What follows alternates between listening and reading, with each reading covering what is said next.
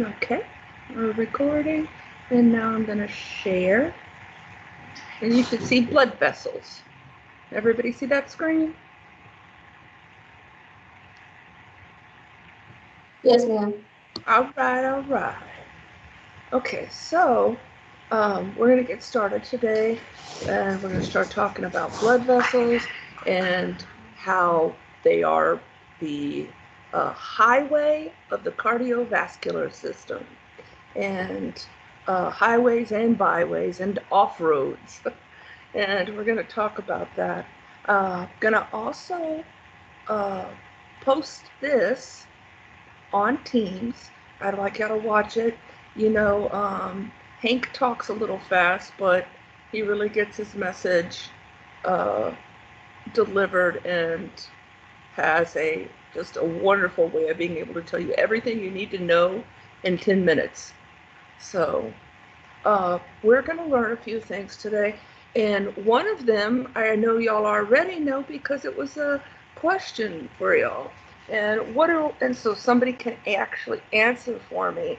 What do arteries' main job? What are they to do? What are they for? To take away from the heart. Yeah, but and yes, exactly. And what kind of blood are they taking away? Oxygenated. Shut, not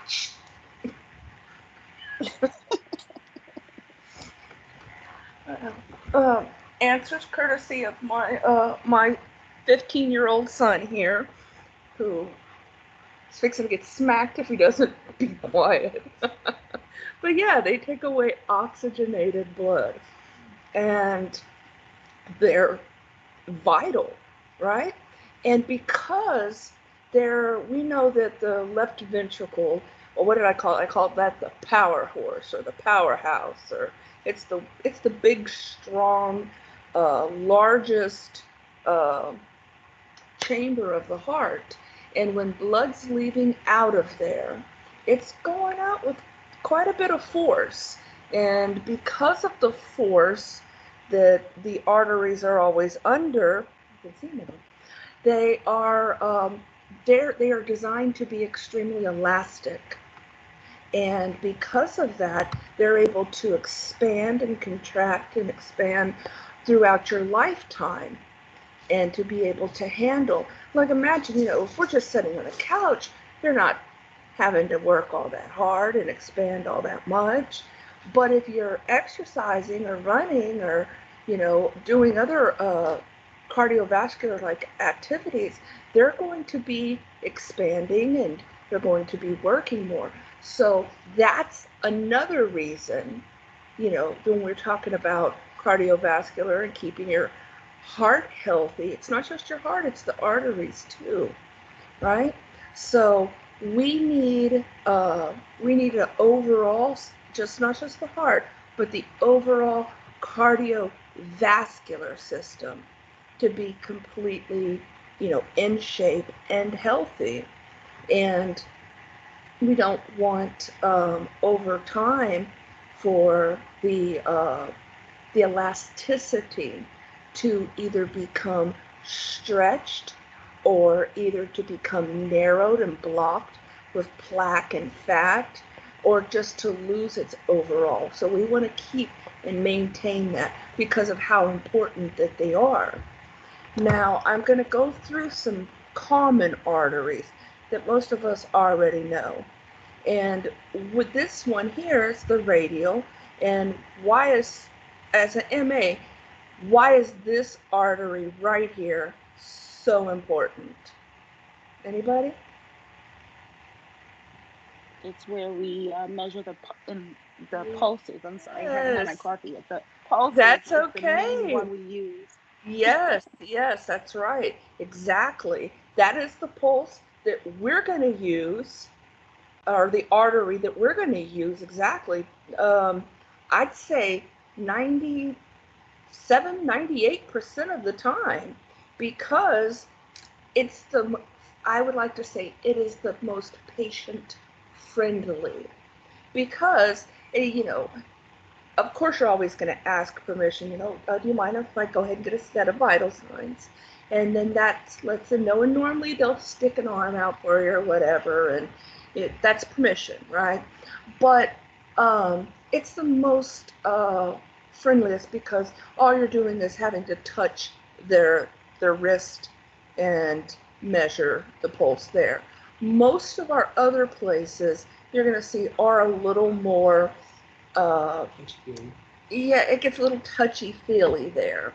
The brachial's not too bad either, but in most adults, we have muscle or adipose tissue that really prevents us from being able to feel that. But I want you to make a note.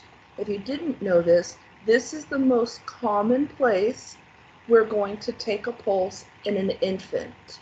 And it's because we can wrap these fingers around the baby's arm and lightly press right there on the brachial, and you get a great rhythm and rate without the too much of the arm flailing and moving around like the wrist would be in the hand, because you know how babies are always moving. So it's a better way to control, and it's an excellent way to get if you ever need to get a pulse for an infant. Now the carotid artery, it is an excellent way to grab a pulse, but it's kind of like if your patient's up and wait, excuse me, I'm going to come over here and touch your neck. Okay, maybe not. So we can and we do use this in emergency situations. If our patient's unconscious, this is where we check a pulse, you know. So we if we ever had trouble finding a pulse radially because of maybe somebody uh, you know who was very ill or extremely bradycardic or hypotensive, we would go for the carotid, because the carotid artery would be our best next viable bet. Okay, and what this image is showing you, and I like this because if you notice, our carotid artery runs on both sides, and it is our supply of blood to the brain. So you can imagine right there, that tells you how important that the carotid artery is. So, and if we're looking at it, we can see that here's a nice, healthy artery, and we see the blood flowing, no problem. Now, over time, with bad diets, cigarette smoking, sometimes it's genetic. Plaque can begin to form, and if plaque begins to form here, what does that tell you? That tells you that you're going to start having decreased blood flow to the brain. And is that going to be anything that we want? Absolutely not. That's life-threatening. And they actually, if you've ever, if you're closer to my age, you ever gone to the doctor, they'll listen with a stethoscope right here. And what they're listening for is a sound called brutus, or something like that. And because I asked before, and he said, well, basically we can listen. There's a sound it'll make, and it should sound a certain way, and it lets us know that there's no blockage, just quick and easy. I was like, oh, okay. And I didn't know. I found that out a couple of years ago. The temporal artery. Now you see here from the carotid how it branches up, and of course it separates and bifurcates and goes in a million different directions. But the temporal artery is how nowadays how they're doing the temperatures, that's what they're measuring. They're measuring the blood flow there in the temporal artery. And it's vital too, because it's what supplies the face for a majority of our portion. Believe it or not, in children and stuff as well, um, or elderly people, people who are really thin, some people, you can actually see it like this illustration showing here. Then we have the femoral artery, and it is besides, you see the aorta poking out right here? And the aorta leads from where? Directly from the heart. And what did I tell y'all that the aorta is? The aorta is the largest artery in the body, okay? And next, we have the femoral.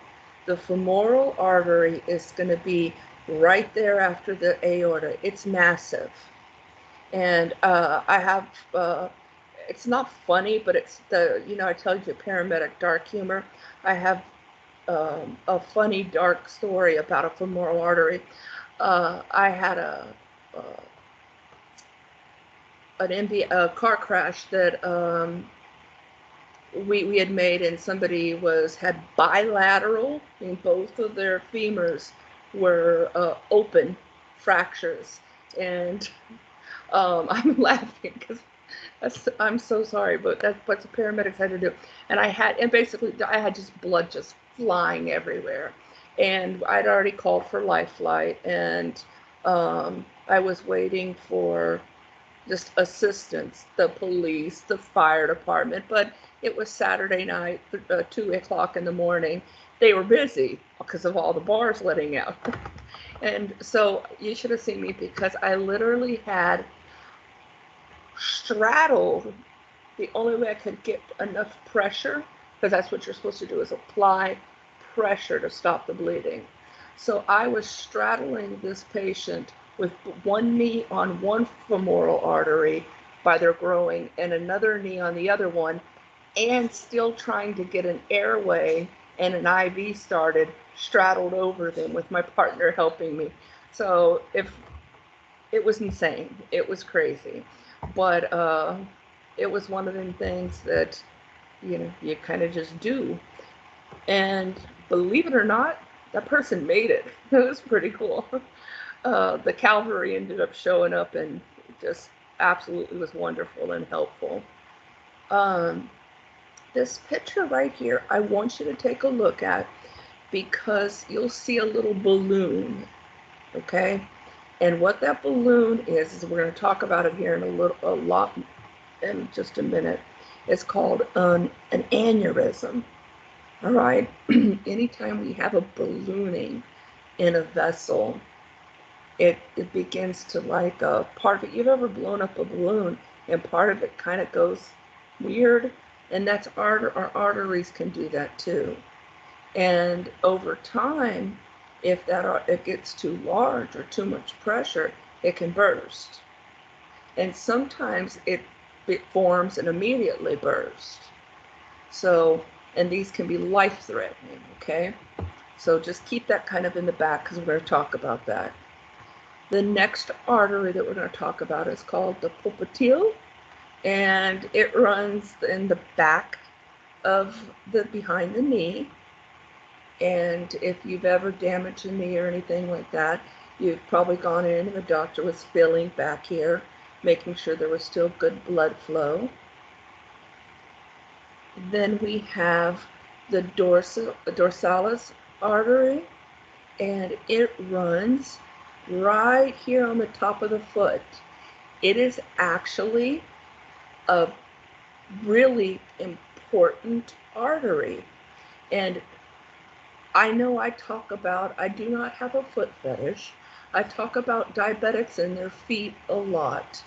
One of the reasons is because of their poor circulation, and one of their inability from nerve damage to feel their feet. So they're very prone to ulcers and injuries and infections on their feet. And one of the things that and I've mentioned this multiple times, if you work for an endocrinologist or a diabetic specialist, a good diabetic doctor or any good PCP will have their diabetic patients who are severe diabetics always slip off their shoes and socks for their visit and take a look at their feet.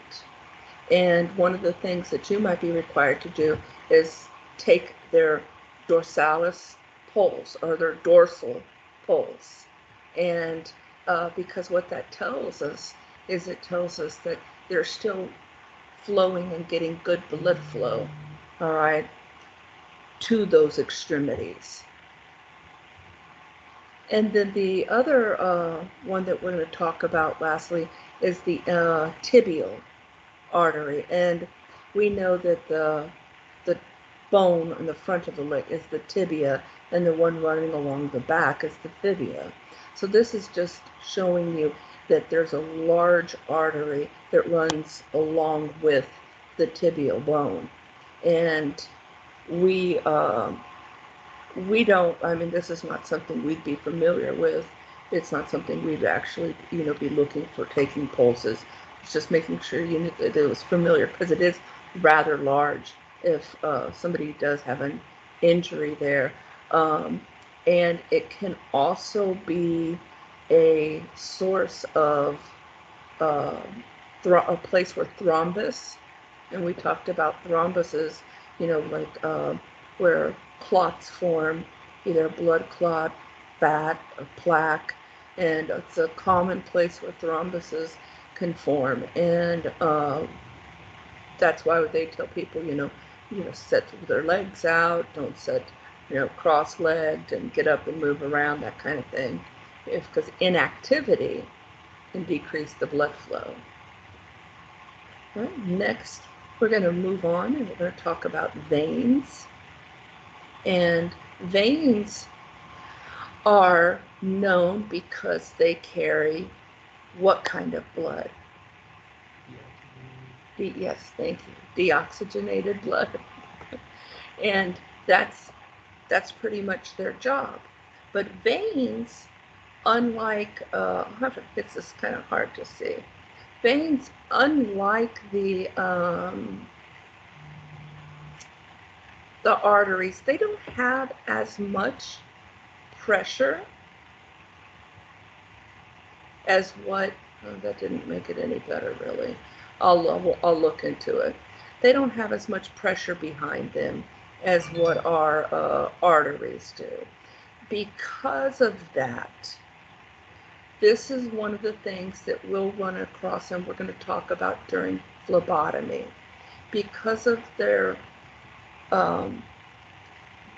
lower amounts of pressure, they actually have little things in them, we're going to talk about these, called valves. Because you can imagine, if the veins in our feet and legs are trying to work their way back up to the heart, what are they fighting? They're fighting gravity, right? So they have to have a mechanism to aid their trip back up to the heart. And the way that that's done is where's my picture of my valve? Of course I don't have it. Tell me if y'all can see when I open this tab. Can you see my tab that I opened? Yeah. Yes. Okay, excellent.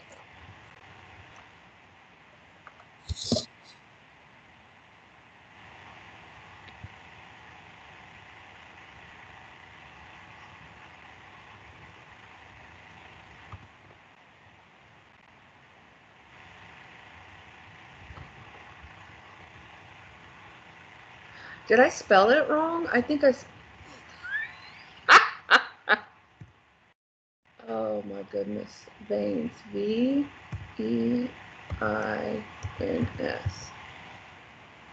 That might help, right? I don't even know. What did I put? Vines in it? I don't know. It's early. I am looking for valve. There we go. This is a nice picture.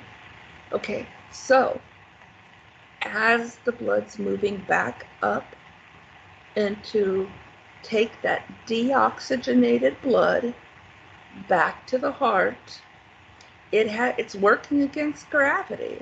So we have little valves along the way to help it out. So what happens is a push of um, our circulatory system sends blood flowing, and it moves up. And instead of automatically just moving back down, this valve closes really quickly, so the blood's trapped here, and then the circulatory system, and then vein swooshes back up to the next compartment. So these valves, pardon me, these valves allow there to be uh, the ability to work against gravity.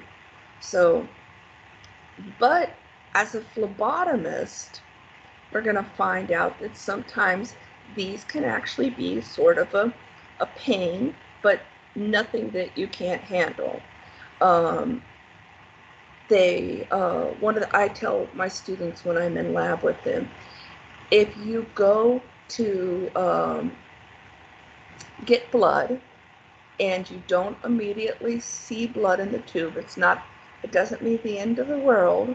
What normally means is one of two things, and y'all can store this in your knowledge for later.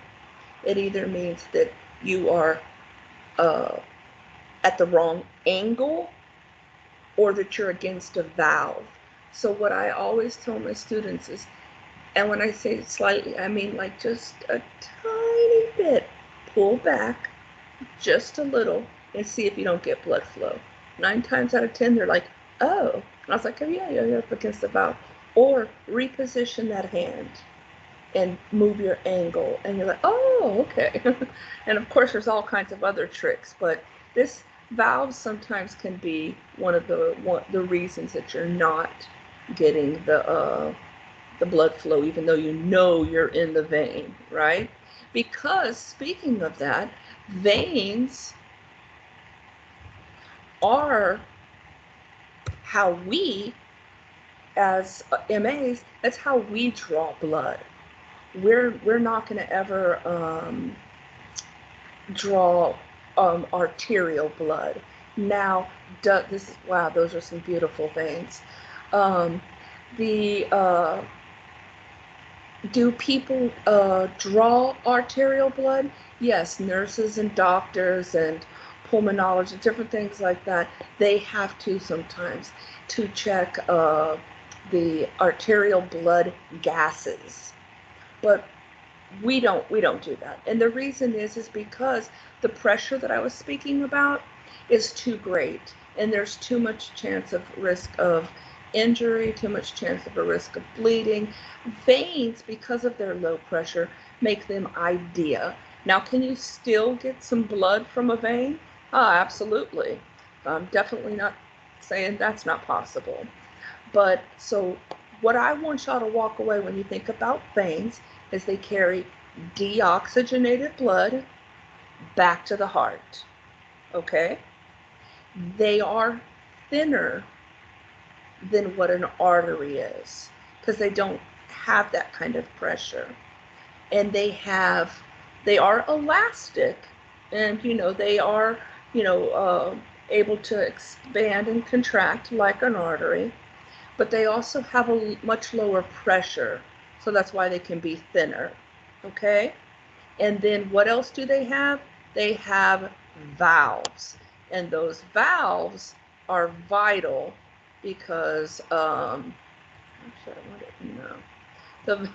I'll fix that. Their valves are vital because it allows them to, like I said, work against gravity.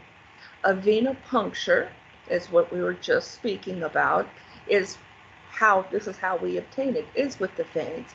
This is just as what I was talking about just previously, but also something that veins are wonderful because this is how we can administer medication very quick, very fast, because the second we administer it, it is in the cardiovascular system.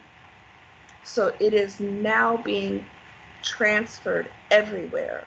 So it is one of our fastest ways to deliver medication.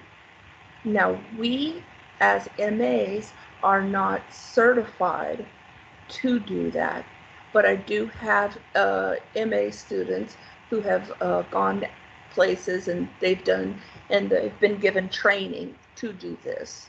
So, like I said, you mentioned it multiple times. You can work under an umbrella of a doctor or something like that, but never do anything you don't feel comfortable doing. Next, we have capillaries. Y'all know I can't spell. Capillaries are, I like to call them the in-betweeners, because they are basically what connect our arteries and our veins, are our capillaries. And capillaries are really cool because they aren't really one specific tube or vessel. They're a bunch. And we'll see by the picture that I have. And watch, I don't have a picture of what I'm such a disappointment to myself. I can't spell to save my life. Let's go here. This is why I like capillaries. Don't they look cool? And so we see here's an artery, and it's full of oxygenated blood, and it's delivered to everywhere it's got to go. And so it's going to cross over, and right here we still have some oxygenated blood. Over here, this is where there's a transfer, and capillaries keep a certain amount. I like to think of it like I do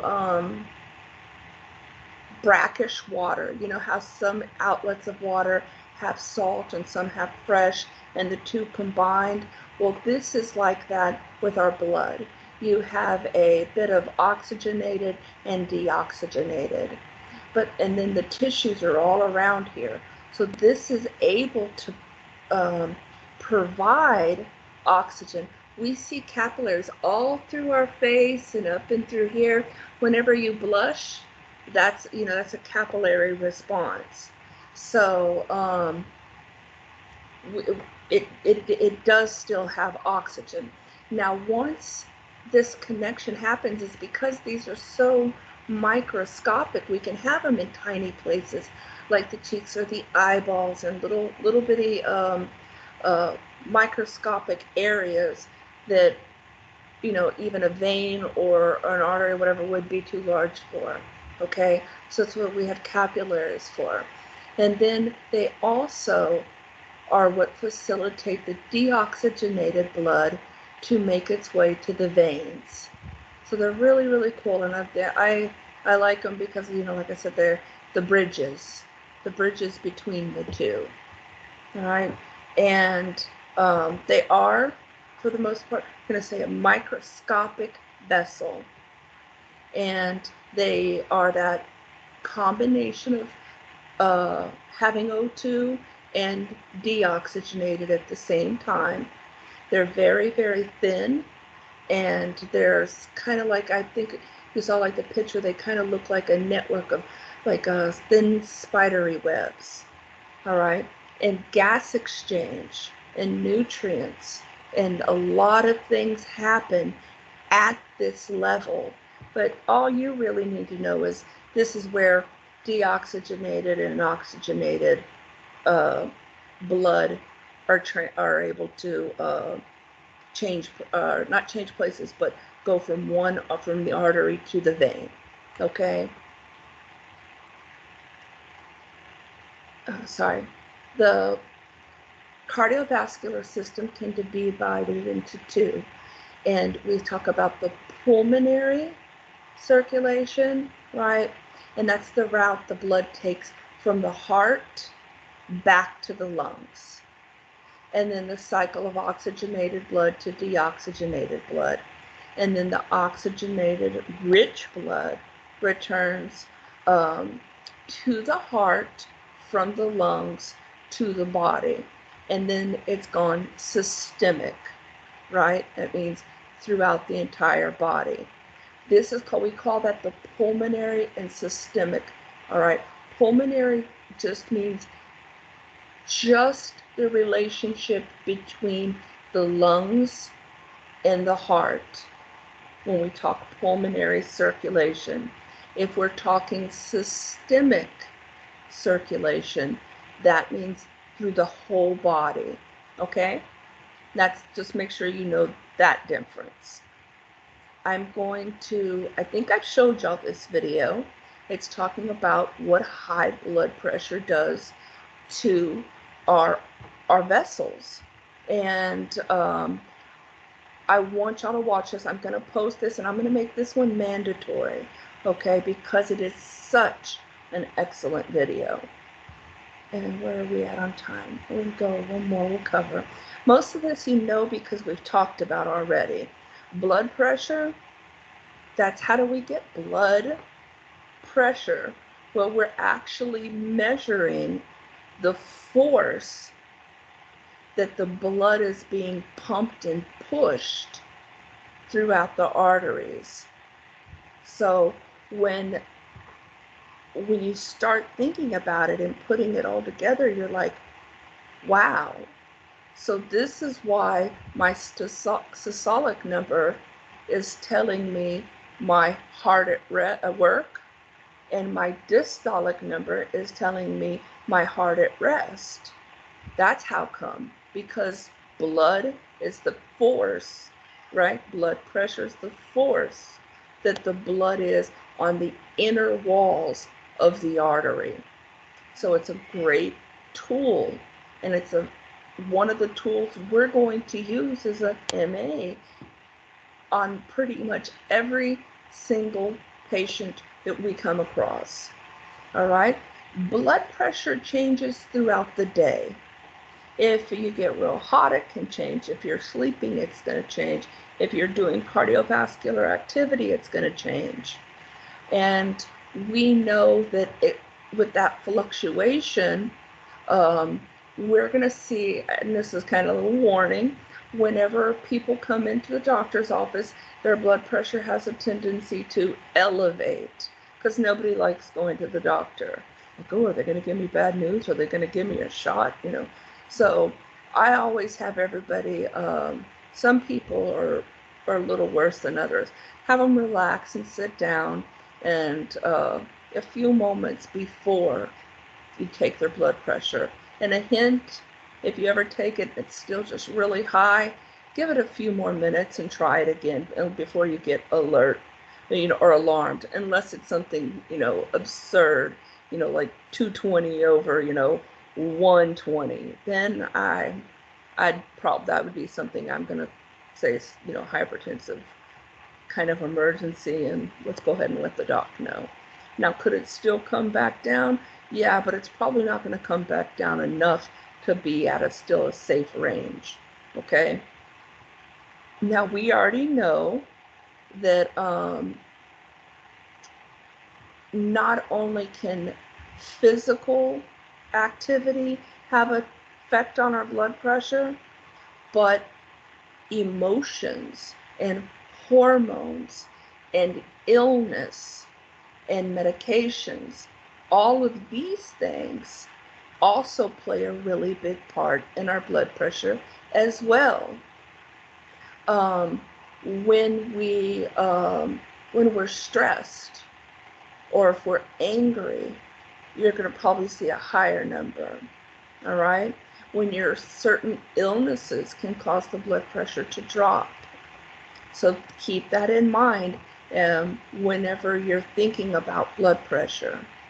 We know that blood pressure we usually are going to obtain it by placing the cuff around the upper arm, and it's going to be measuring the brachial artery, okay? And we use a sphygmomanometer, and it measures the blood's pressure, right?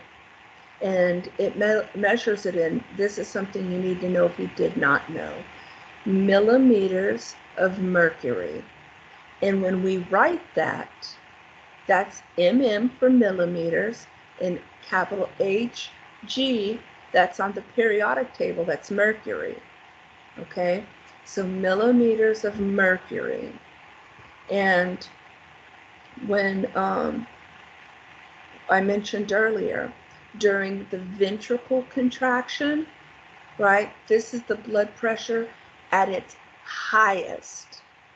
All right, and this is what gives us our systolic, so the heart at work. Diastolic is when the ventricles relax, and this is our heart at rest, and that's going to be our lowest number. Okay, on average, we want a patient's blood pressure, we all know this number, 120/80, right? Okay, I'm going to stop there for today. And well, I've actually only got one more thing, and then we'll start blood.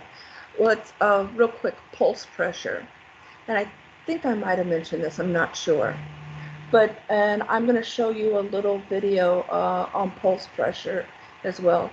It's not something we do too often as medical assistants, but it is something you may be asked to obtain, and it's simple. All you have to do is take your systolic and your diastolic number and subtract them. Okay? And when you do that, that number for a healthy person should be right here between 30 and 50 points. And what this tells the doctor is how in shape that the arteries are.